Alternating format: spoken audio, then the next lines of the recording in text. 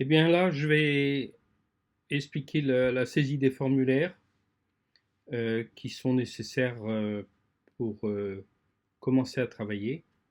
Donc là, on a 6 formulaires. Le premier, c'est sur les informations générales, les informations de contact, informations du site internet l'hébergeur, les réseaux sociaux du client.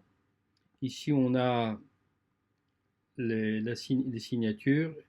Et là, une enquête de satisfaction pour les clients à la fin du travail. Donc, je vais d'abord lancer l'ouverture de l'ensemble des formulaires. Et étant donné que j'ai déjà saisi les données dans chacun des formulaires, on va aller directement les voir apparaître dans les différents champs en fonction des formulaires qui ont été saisis. Voilà le premier, le deuxième, le troisième, le quatrième. OK. Le cinquième et le sixième. Pour aujourd'hui, il n'y en a que 6. OK.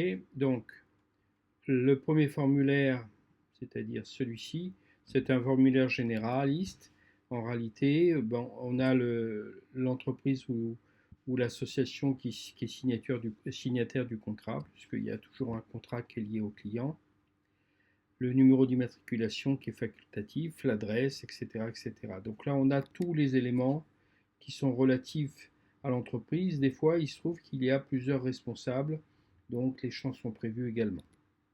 Le téléphone ici et l'adresse email, on voit que en réalité, il est déjà saisi avec un email de test et un téléphone de test. Et en réalité, pourquoi ils sont déjà saisis? Parce que les formulaires sont liés aux champs qui ont été saisis précédemment. Et comme le logiciel est ouvert, eh bien, il a en mémoire ce qui a été fait juste il y a quelques minutes avant que je fasse cette vidéo. C'est pour ça qu'il affiche ces renseignements-là. Voilà. Maintenant, le deuxième formulaire ici, c'est un formulaire. Donc, on peut rentrer une photo de profil. Je vais d'abord montrer quelque chose concernant l'ensemble des excusez-moi. Bon, je vais sortir cet écran-là. S'il veut bien. Je manque de débit, donc ça me pose des fois problème. Ok, on va sortir de celui-là.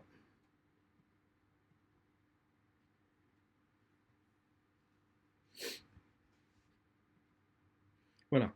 Donc ici, on a le premier formulaire qui est un formulaire généraliste sur les informations du contact liées à l'entreprise. Là, ce sont plus des informations détaillées par rapport au formulaire classique de contact. Il y a plus d'informations. Là, on a les informations liées au site internet et à l'hébergeur. Là, on a les informations liées aux réseaux sociaux. Là, on a les informations qui sont liées à qui a la signature, ok, et les textes qui figurent sur les calendriers. Et là, l'enquête de satisfaction. Donc, je retourne à mes formulaires. Donc là, on a le formulaire numéro 2. Ici, on a le formulaire numéro 3. Voilà, on a l'hébergeur. Vous voyez ici que on a l'hébergeur, ok, le nom du site internet et le login, le mot de passe. Là, c'est pour les réseaux sociaux. Si on fait des publications sur les réseaux sociaux, manuellement ou en automatique, on a bien sûr besoin de se connecter, login, mot de passe. Là, on retourne au premier formulaire, il est sorti 2 fois. Et là, on a le dernier formulaire qui concerne l'enquête de satisfaction avec des scores de 1 à 3 ou de 4 à 5 selon le, ce qu'on aime et ce qu'on n'aime pas dans ce qu'on vient de voir. Voilà. Donc, je vais maintenant, ici on est dans la fiche contact qui vient d'être saisie, et on se rend compte que le premier formulaire a été saisi ici, le deuxième formulaire a été saisi ici, le troisième formulaire a été saisi, le quatrième formulaire, quand je dis ici, je veux dire dans ce client, hein, le cinquième et le sixième. Et donc on se rend compte que à gauche, on a des champs. Alors il faut savoir que seuls les champs saisis apparaissent à gauche. Ça veut dire que dans l'onglet contact, on peut avoir 200 champs, mais il n'y en a que 1, 3, 6, 7, 8. Il peut y en avoir un peu plus. Voilà, disons qu'il y a 9 champs qui ont été saisis, mais s'il y en a 200, ben, il n'y en a que 9 qui ont été saisis. OK? Et on a la suite des informations également là, également là, également là, et également là. Donc, ces informations sont disponibles sur tablette et sur smartphone. Et donc, on peut récupérer l'ensemble des éléments qu'on peut avoir besoin de travailler pour un client donné. Voilà. La vidéo, elle s'arrête là. Merci de m'avoir écouté.